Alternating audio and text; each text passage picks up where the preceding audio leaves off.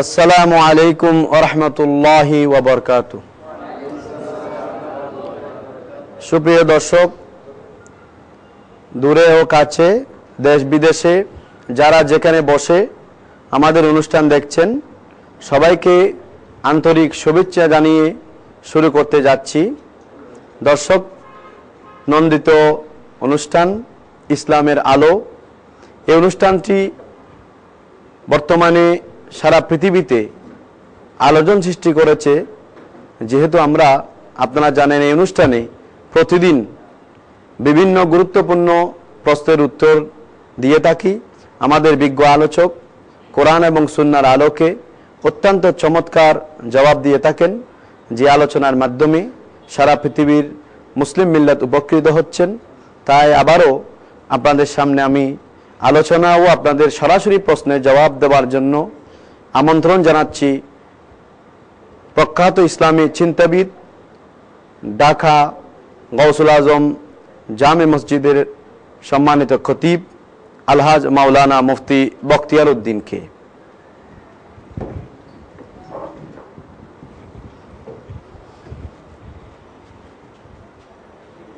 আসসালামু আলাইকুম ওয়া রাহমাতুল্লাহি ওয়া বারাকাতুহু। জি, আপনারা কেমন আছেন? আল্লাহ পাক রব্বুল আলামিনের দরবারে শুকরিয়া। আল্লাহ পাক রব্বুল আলামিন আমাদেরকে দয়া মেহেরবানি করে মাহে রমজান দিয়েছেন, সাহরি ইফতার দিয়েছেন, লাইলাতুল কদর দিয়েছেন, তারাবির নামাজ দিয়েছেন এবং সর্বশেষে পবিত্র ঈদ উল ফিতর দিয়েছেন। সর্বশেষ ঈদ উল ফিতরের মাধ্যমে আমাদেরকে চূড়ান্ত সফলতার সুসংবাদ দিয়েছেন। আল্লাহর দরবার আমরা শুকরিয়া আদায় করি, সবাই বলি আলহামদুলিল্লাহ। প্রিয় দর্শক, আমরা প্রতিদিনের মতো আজকে আরও একটি বিষয় নিয়ে এসেছি। আমাদের বিষয় হচ্ছে তারাবির নামাজ। হাদিস শরীফের হুজুর নবী করিম সাল্লাল্লাহু তাআলা আলাইহি ওয়াসাল্লাম ইরশাদ করেছেন, মান সামা ঈমানান ওয়া ইহতিসাবান গুফিরা লাহু মা তাকাদ্দামা মিন যামবিহি। ঈমান এবং সওয়াবের উদ্দেশ্যে, ঈমানের সাথে কেউ যদি রোজা রাখে, সিয়াম সাধনা করে, আল্লাহ পাক তার অতীতের সমস্ত গুনাহ মাফ করে দেবেন। আবার একইভাবে হাদিস শরীফে আসছে, মান কামা ঈমানান ওয়া ইহতিসাবান গুফিরা লাহু মা তাকাদ্দামা মিন যামবিহি। কোন বান্দা যদি কিয়ামুল লাইল করে, রাত্রি জাগ্রত থেকে ইবাদত বান্দেগী করে ঈমানের সাথে এবং সওয়াব পাওয়ার উদ্দেশ্যে, আল্লাহ পাক রব্বুল আলামিন তার অতীতের গুনাহ খাতা মাফ করে দেবেন। এখানে কামা ঈমানান অর্থাৎ রাত্রি জাগরণ। রাত্রিবেলায় কেন জাগ্রত থাকবে? রাত্রিবেলা জাগ্রত থাকবে তারাবির নামাজ পড়ার জন্য। এই তারাবির নামাজ হচ্ছে সুন্নতে মুআক্কাদা। তারাবির নামাজ হচ্ছে সুন্নতে মুআক্কাদা। রাসূল করিম সাল্লাল্লাহু তাআলা আলাইহি ওয়াসাল্লাম তারাবির নামাজ আদায় করেছিলেন, একদিন, 2 দিন, 3 দিন আদায় করেছিলেন, মাঝে মধ্যে ছেড়ে দিয়েছিলেন এই আশঙ্কায়। এবং নবীজি নিজেই বলেছেন, আমি যদি লাগাতার এই তারাবি নামাজ পড়তে যাই, তাহলে আমার উম্মতের উপর সেটা ওয়াজিব হয়ে যাবে। এই জন্য মাঝে মধ্যে নবীজি ছেড়ে দিতেন। তার অর্থ এই নয় যে তারাবি ছেড়ে দেওয়া যাবে। রাসূল করিম সাল্লাল্লাহু তাআলা আলাইহি ওয়াসাল্লাম এমনিভাবে তারাবি নামাজ আদায় করেছিলেন। তো পরবর্তীতে নির্দেশ দিয়েছিলেন সাহাবায়ে কেরাম সেই তারাবির নামাজ আদায় করতেন। চলে আসতে আসতে হযরত ওমর ফারুক আযম রাদিয়াল্লাহু তাআলা আনহুর যুগে এসে 20 রাকাত তারাবি তারা নিয়মিত আদায় করতেন। কত রাকাত? 20 রাকাত তারাবির নামাজ আদায় করতেন। এবং একদিন সবাই মিলে সিদ্ধান্ত নিলেন যে আমরা এই নামাজ তো প্রতিদিন জামাত সহকারে আদায় করতে পারি। সবাই ঐক্যমত পোষণ করলেন।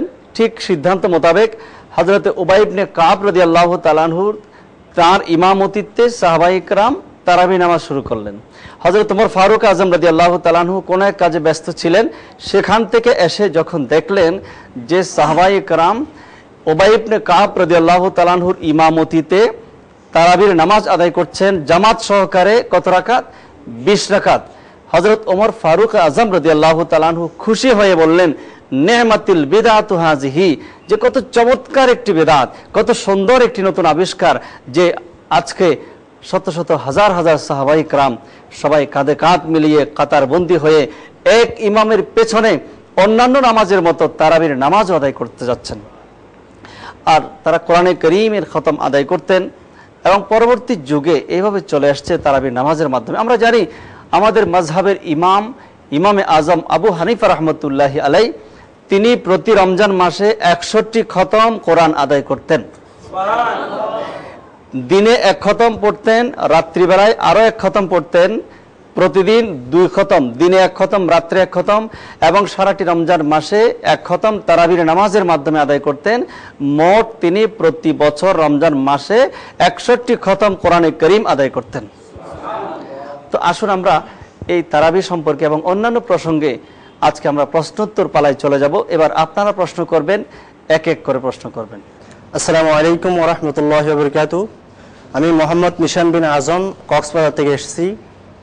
আমাদের দেশে এখন দেখা যায় অনেক মসজিদে তারাবির নামাজে 4 রাকাত পর পর মোনাজাত করা হয়, আবার কোনো কোনো মসজিদে দেখা যায় একেবারে 20 রাকাত পরে মোনাজাত করা হয়।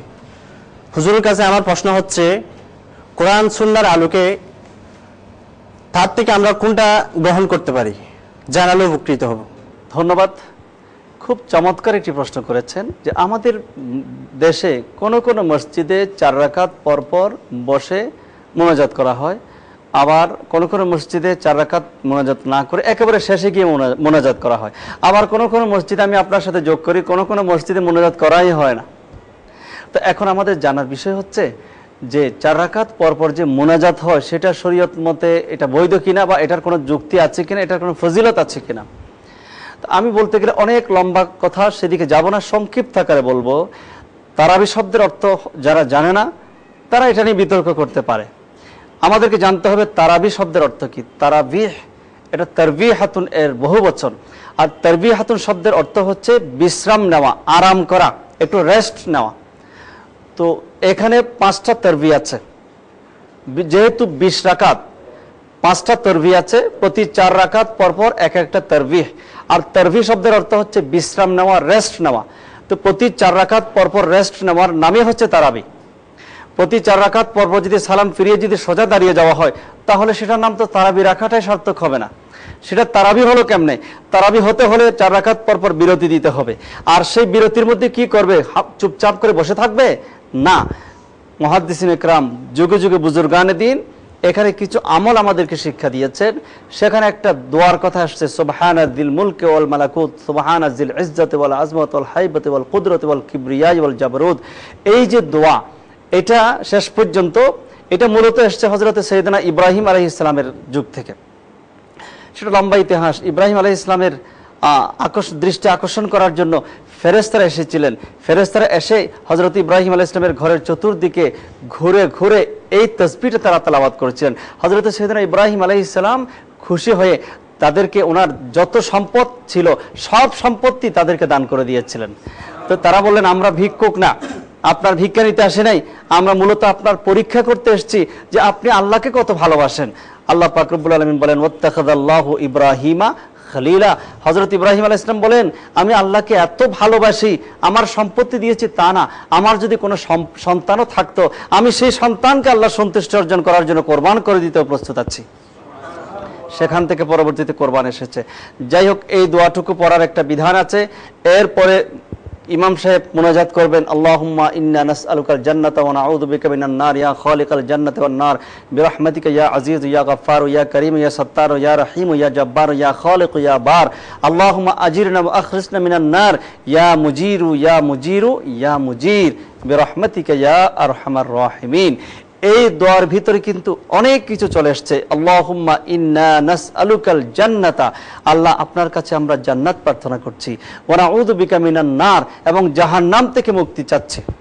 তো এমন কোন মানুষ কি আছে যে জান্নাত চায় না?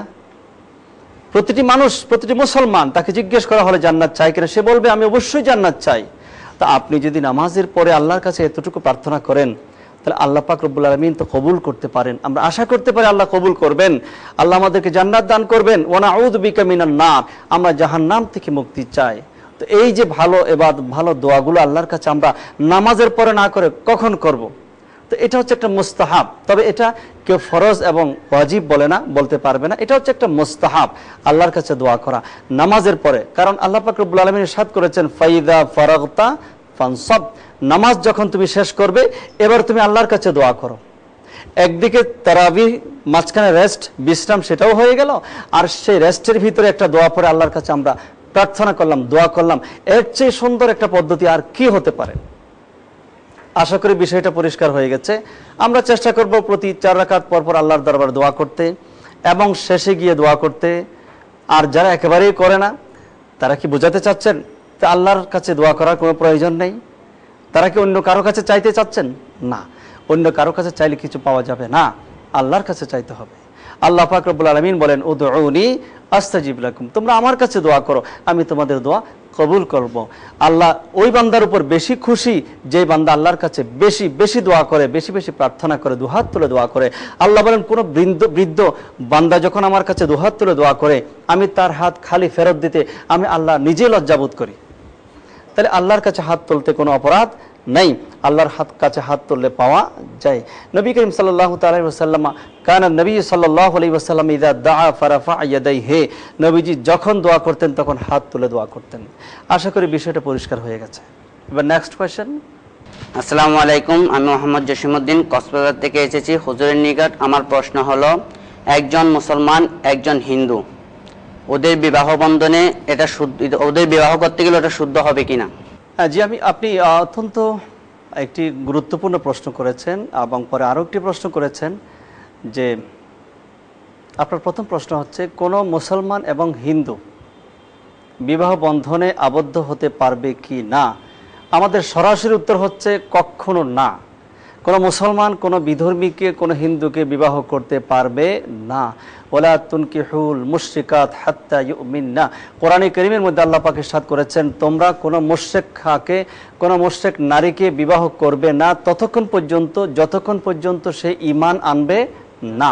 ঈমান না আনা পর্যন্ত কোনো মুশরিককে, কোনো বিধর্মীকে বিবাহ করা যাবে না।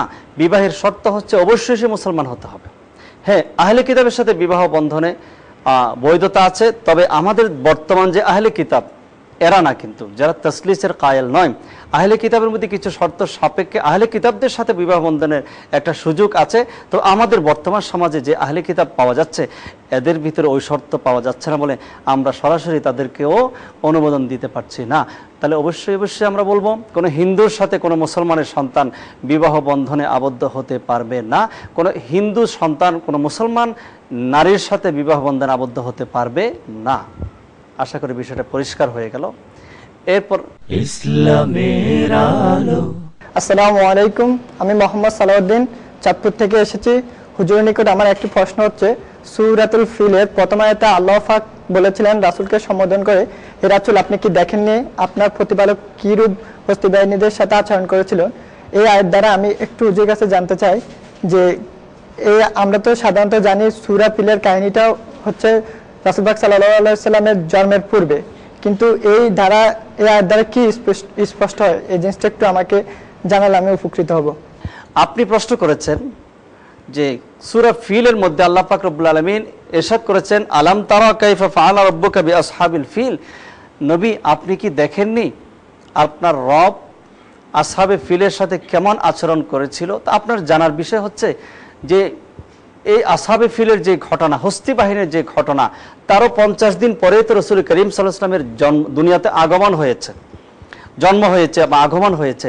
তো আল্লাহ পাক কেন বললেন রাসূল আপনি কি দেখতে পাননি? তো মানুষ কি জন্মের আগে কিছু দেখে? স্বাভাবিক, কারণ আমাদেরকে যদি কেউ এরকম প্রশ্ন করে, প্রশ্নটা একটা অযৌক্তিক একটা প্রশ্ন হবে। তার মানে আমার জন্মের আগে আমি কেমনে দেখবো, এটা কোনো প্রশ্ন হতে পারে না। অথচ আল্লাহ পাক রব্বুল আলামিন তেমন একটা প্রশ্ন করলেন তার পেয়ারা রাসূল সাল্লাল্লাহু আলাইহি ওয়াসাল্লামকে যে আপনি কি দেখেননি।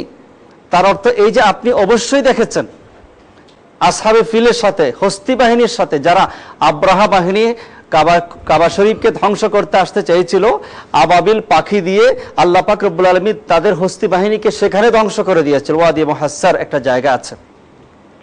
তো এখান থেকে কি বোঝাতে চাচ্ছেন? মূলত যে এখানে রাসূল করিম সাল্লাল্লাহু তাআলা আলাইহি ওয়াসাল্লামের একটা বিরাট একটা শান বর্ণনা হয়ে যাচ্ছে। তার অর্থ এই, রাসূল পাক সাল্লাল্লাহু আলাইহি ওয়াসাল্লাম জাহিরি ভাবে যদিও 570 খ্রিস্টাব্দের 12ই রবিউল আউয়াল দুনিয়াতে আগমন করেছেন, কিন্তু আল্লাহ রাসূলের সৃষ্টিটা কিন্তু তখন না। আমার নবীজির সৃষ্টি কিন্তু তারও হাজার লাখ লাখ কোটি কোটি বছর আগে নবীজি সেই জগতের মধ্যে ছিলেন।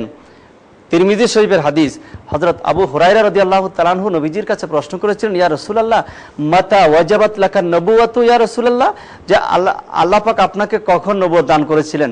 নবীজি জবাব দিয়েছিলেন, ওয়া আদামু বাইনার রূহি ওয়াল জাসাদ, আল্লাহ পাক আমাকে তখন নবী বানিয়েছিলেন যখন আদম আলাইহিস সালাম রূহ এবং দেহের মাঝামাঝি ছিলেন। আরেকটি হাদিসে আসছে, ওয়া আদামু বাইনাল মাই ওয়াত তিন, আদম আলাইহিস সালাম মাটি এবং পানির মাঝে মিশ্রিত ছিলেন, আর আমি তখন নবী ছিলাম। তাহলে দুনিয়াতে 570 খ্রিস্টাব্দে নবীজি মাত্র সৃষ্টি হয়েছেন, এই কথাটা ঠিক না। এর আগে রাসূল করিম সাল্লাল্লাহু আলাইহি ওয়াসাল্লামের অস্তিত্ব ছিল, যখন আদম আলাইহিস সালাম ছিলেন না, যখন আসমান ছিল না, জমিন ছিল না, আরশ কুরসি লৌহ কলম জান্নাত জাহান্নাম কিছুই ছিল না, তখন কিন্তু আমাদের নবী ছিলেন। হযরত জিবরাইল আলাইহিস সালামকে নবীজি জিজ্ঞেস করেছিলেন, কাম উমরুকা মিনাস সিনিন, যে জিবরাইল আপনার বয়স কত? জিবরাইল আলাইহিস সালাম বলেছিলেন, লাস্তু বিআলামা, ইয়া রাসূলুল্লাহ আমি তো জানি না আমার বয়স কত, তবে আমি এতটুকু জানি, ইল্লা আন্না কাওকাবান ইয়াতলাউ ফিল হিজাবির রাবি বাদা ৭০,০০০ সানাতিন, একটা তারকা আমি দেখতাম আল্লাহর নূরানি হিজাবের মধ্যে, নূরানি 12 হিজাবের চতুর্থ হিজাবে আমি একটি তারকা দেখতাম, যে তারকা প্রতি ৭০,০০০ বছর পর উদিত হতো, আবার ডুবে যেত, আবার ৭০,০০০ বছর পর উদিত হতো। আমি জিব্রাইল সেই তারকাকে ৭২,০০০ বার দেখেছি।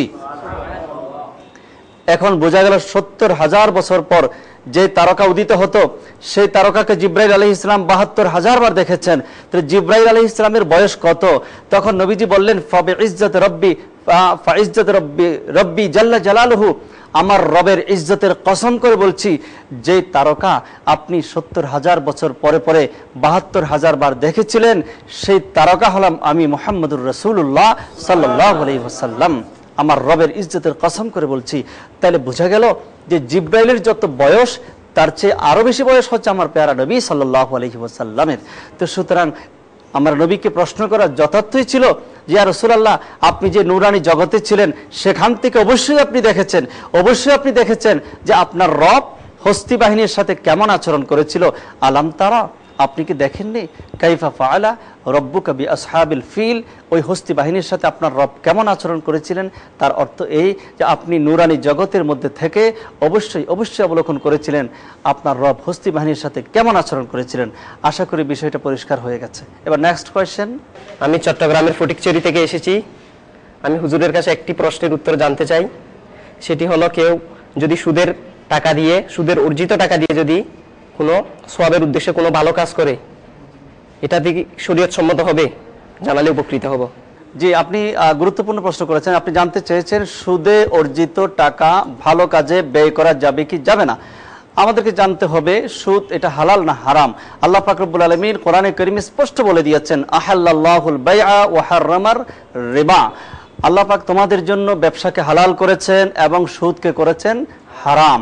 সুতরাং হারাম কাজ অর্জন করা যেমন হারাম, গুনার কাজ, সে হারাম কাজ দিয়ে যে কোনো কাজ করা সেটাও গুনার কাজ। তো সেখানে ভালো কাজের তো প্রশ্নই আসতে পারে না, কারণ আমরা ভালো কাজ করি সওয়াবের উদ্দেশ্যে। আমি টাকা দিয়ে খরচ করে হজ করতে যাচ্ছি, এটা সওয়াব পাওয়ার জন্য, মসজিদে দান করব সওয়াব পাওয়ার জন্য। তো একদিকে সওয়াব পাওয়ার আশা করছি, আরেকদিকে হারাম মাল সুদের টাকা আমি সেখানে দান করছি। সওয়াব তো দূরের কথা, এটা আল্লাহ এবং রসুলের সাথে একটা ঠাট্টা বিদ্রুপ করার নামান্তর। এটা অবশ্যই গুনাহ হবে, সওয়াব তো পাবেই না এবং সে গুনাহগার হবে। সুতরাং সুদের টাকা দিয়ে কোনো ভালো কাজ করা যাবে না, খারাপ কাজও করা যাবে না, কিছুই করা যাবে না, সুদের টাকা গ্রহণ করাই যাবে না। আশা করি বিষয়টা পরিষ্কার। Next question. আসসালামু আলাইকুম ওয়া রাহমাতুল্লাহি ওয়া বারাকাতুহু। আমি আব্দুল্লাহ আল মামুন। হুজুরের কাছে আমার প্রশ্ন হলো, আমাদের দেশে আমাদের প্রতিবেশী, ইসলামের মধ্যে প্রতিবেশীর অনেক হক রয়েছে। তো সেক্ষেত্রে প্রতিবেশী যদি হিন্দু হয় বা বিধর্মী হয়, ইসলামে তার বিধান কি? উত্তরটি জানালে উপকৃত হব। জি, আপনি জানতে চেয়েছেন প্রতিবেশী যদি বিধর্মী হয় তাদের হককে আদায় করতে হবে। যে আল্লাহ রসুল তো প্রতিবেশীর হকের ব্যাপারে খুব গুরুত্ব দিয়েছেন এবং কোরআনে কারীম আল্লাহ পাক রব্বুল আলামিন ওয়াল জারি যিল কুরবা ওয়াল জারিল জুনুব, যে কথাটুকু বলেছেন যে আত্মীয় স্বজনের হক আদায় করা যেমন গুরুত্বপূর্ণ এবং প্রতিবেশীদের হক আদায় করাও গুরুত্বপূর্ণ। তো সেটা সে মুসলমান হোক কিংবা বিধর্মী হোক, অবশ্যই তার কিছু হক আছে, তার সাথে সদাচরণ করতে হবে, ভালো ব্যবহার করতে হবে। হাদিস শরীফে আসছে, আবুল্লুহা বিবালালিহা, যতটুকু আচরণ পাওয়ার সেই উপযুক্ত, তাকে ততটুকু আচরণ করতে হবে। এমন আচরণ করা যাবে না একজন মুসলমানকে যেভাবে অন্তরস্থলে বন্ধু বানিয়ে একেবারে ঘরের মধ্যে নিয়ে আসে তার সাথে অনেক কিছু শেয়ার করা, সেটা কিন্তু বিধর্মীদের সাথে করা যাবে না। তবে বিধর্মীর সাথে যতটুকু প্রয়োজন একজন সামাজিক বন্ধু হিসেবে, প্রতিবেশী হিসেবে, যাতে করে সে কোনো ক্ষতি করতে না পারে, যাতে করে তার কোনো কষ্ট না হয়। কারণ ইসলাম এমন একটা ধর্ম, ইসলাম হচ্ছে মানবতার ধর্ম। শুধু মুসলমানদেরকে আমি উপকার করব, মুসলমানদেরকে আমি শান্তি দেব, মুসলমানদেরকে শুধু আমি ভালো ব্যবহার করব, এমনটি নয়। বিধর্মীদের ভালো ব্যবহার করার কথাও কিন্তু হাদিসে এসছে। রাসূল করিম সাল্লাল্লাহু তাআলা আলাইহি ওয়াসাল্লাম বিধর্মীদের সাথেও কিন্তু ভালো ব্যবহার করতেন, তাদের উপর কখনো অত্যাচার করার শিক্ষা তিনি দেননি। এতটুকু বলেছে হাদিসের মধ্যে, আমার এই স্টেটের মধ্যে যদি কোনো বিধর্মী মুসলমান কর্তৃক আক্রান্ত হয়, ও আনা হাজিজুন ইয়ামাল কিয়ামা, আমার উম্মত হতে পারে, মুসলমান হতে পারে, আমি হাসরের ময়দানে তার বিরুদ্ধে আল্লাহর দরবারে আদালতে আমি মামলা দায়ের করব। মানে বিধর্মীদের উপর অত্যাচার করা যাবে না, তাদের উপর অনাচার করা যাবে না, তাদের সাথে খারাপ ব্যবহার করা যাবে না। তো আবুল্লুহা বিবালালিহা, যতটুকু তারা পাওনা, যতটুকু সুন্দর ব্যবহার পাওয়া দরকার তাদের সাথে আমরা ততটুকু ভালো ব্যবহার করব। এমনভাবে করব আমার ভিতরে একটা নিয়ত থাকবে যাতে করে সেই ইসলামের প্রতি আকৃষ্ট হয়, যে মুসলমানদের আচরণ এত সুন্দর, মুসলমানদের চরিত্র এত ভালো, এই কথা যেন বলতে সে বাধ্য হয় এবং সে যেন ইসলামের প্রতি আকৃষ্ট হয়। সেই নিয়তটুকু মাথায় রেখে যদি আমরা তাদের সাথে ভালো ব্যবহার করি, হতে পারে সে একদিন আমার বন্ধু হয়ে যেতে পারে, আমার মুসলমান ভাই হয়ে যেতে পারে। আমার কারণে যদি একজন মানুষ ঈমানের আলো পেয়ে যায়, কিয়ামতের ময়দানে আমার নাজাতের ওসিলা হয়ে যেতে পারে। সুপ্রিয় দর্শক এবং যারা দূর দূরান্ত থেকে আমাদেরকে দেখছেন, আপনাদের সকলকে ধন্যবাদ জানাচ্ছি। আল্লাহ পাক রব্বুল আলামিন আমাদেরকে আজকে যে সমস্ত বিষয়ে আলোচনা হয়েছে এই সমস্ত বিষয়ের উপর আমল করার তৌফিক দান করুন, আমিন। ওয়া আখিরু দাওয়ানা আনিল হামদুলিল্লাহি রাব্বিল আলামিন। আসসালামু আলাইকুম ওয়া রাহমাতুল্লাহি ওয়া বারাকাতুহু।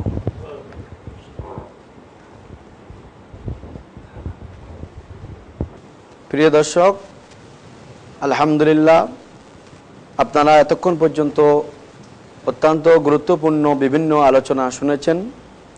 যে আলোচনাগুলোর মধ্যে একটি গুরুত্বপূর্ণ আলোচনা তারাবির নামাজ নিয়ে, যে তারাবিহ প্রিয় নবী সাল্লাল্লাহু আলাইহি ওয়াসাল্লামের যুগ থেকে সাহাবায়ে কেরাম, খোলাফায়ে রাশিদিন, তাবেঈন, তবে তাবেঈন থেকে শুরু করে যুগ যুগ ধরে 20 রাকাত তারাবি আমরা পড়ে আসছি। কিন্তু বর্তমানে এই তারাবির নামাজ নিয়ে এক শ্রেণীর মুসলমান এটাকে 8 রাকাত বলে মানুষকে যেই ধোঁকা দিচ্ছে, মানুষকে বিভ্রান্তির বেড়াজালে আবদ্ধ করছে, এটা সত্যিকারভাবে আমাদের জন্য কল্যাণকর নয়। আমাদের বিজ্ঞ আলোচক পবিত্র হাদিসে নববী সাল্লাল্লাহু আলাইহি ওয়াসাল্লামের মাধ্যমে এটি প্রমাণ করে দিয়েছেন। তারাবির নামাজ 20 রাকাত। কয় রাকাত? 20 রাকাত। এই 20 রাকাতের উপর এজমা হয়েছে, ঐক্যমত প্রতিষ্ঠিত হয়েছে। আল্লাহ পাক রব্বুল আলামিন আহকামুল হাকিমিন মাহে রমজানুল মুবারকে এই নুরানি তারাবি নামাজের মাধ্যমে আমাদেরকে আল্লাহ পাকের সন্তুষ্টি, রাসূল পাক সাল্লাল্লাহু আলাইহি ওয়াসাল্লামের সুন্নাত আদায় করার তৌফিক দান করুন, আমিন। সুপ্রিয় উপস্থিতি, আজ এই পর্যন্ত। আপনাদের সাথে আবারও দেখা হবে আপনাদের এই প্রিয় অনুষ্ঠানে, এই সময়ে, এই চ্যানেলে। আপনারা ভালো থাকুন, সুস্থ থাকুন। আপনাদেরকে আবারও ধন্যবাদ জানিয়ে আজকের মতো এখানে বিদায় নিচ্ছি। ওয়াসসালামু আলাইকুম।